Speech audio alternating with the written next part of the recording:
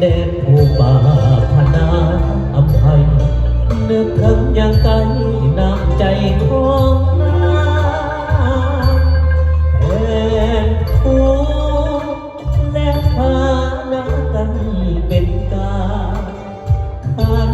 ดวงใจให้หาขอรักอย่าห่างลาแม่ของแม่ขาดไหลเกี่ยวผูกพันเหมือนดังเส้นดวงใจอ้ายนั้นมาขอมันสัมพันธ์สั่วฟ้ากาเสน้ำน้องจะลงเนื้อตาเมื่อเธอวาสนาจะมาคู่เคียงคนดีอ้ายแบ่งความรักมาหาตายและกินอุทิศสิวามุ่งมาเพื่อนตายแดนนี้ลมหนาวโบกมาอุรามองเมื่อยทวีเก่งความหาจะเดินศักดิ์ศรีน้องคนนี้ที่อ้ายมันหมา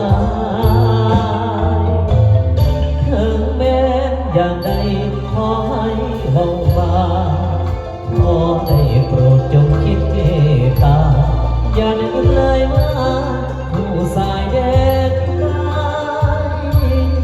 หากหาจะขอเดินดันป่าไผ่ผู้และผากว้างใหญ่ด้วยใจมาหาน้องเอ๋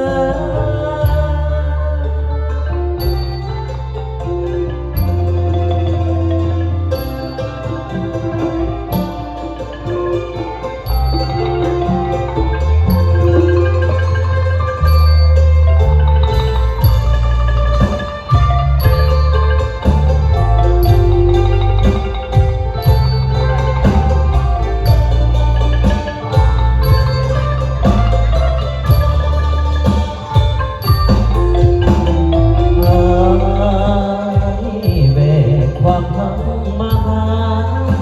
กายและกิจอุทิศสิวามุ่งมาหาเพื่อนตายแดนนี้ลมหนาวบุกมา